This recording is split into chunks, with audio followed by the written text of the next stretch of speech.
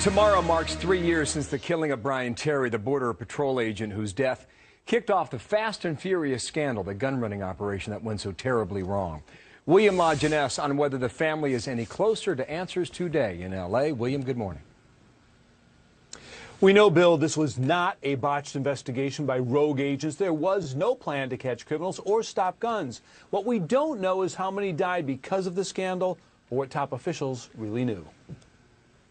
3 years have gone by, and we still wonder why. From a death in the desert to contempt hearings on Capitol Hill, 3 years after Border Patrol agent Brian Terry died, the family still has questions. We know who in ATF and U.S. Attorney's Office were found negligent in putting this operation into place that resulted in the death of Brian Terry, but we still don't know why. Terry's murder prompted ATF agent John Dodson to blow the whistle on a government-approved operation that allowed thousands of guns into Mexico, where they killed countless innocent victims. Mr. Attorney General, I didn't ask you a question. Congress also still wants answers. We don't know why we were lied to by Department of Justice and why for 10 months they continued to push a false story about not letting guns walk. Attorney General Eric Holder was held in contempt, and the House sued to obtain what it believes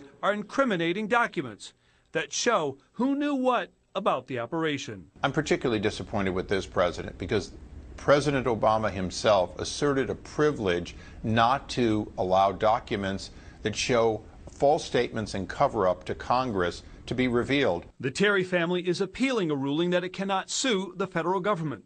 No one was ever fired or lost their pension, though an agent did lose his life. We'll go to bed with another prayer that no other American law enforcement officer will lose his life like Brian did because of the guns of Operation Fast and Furious.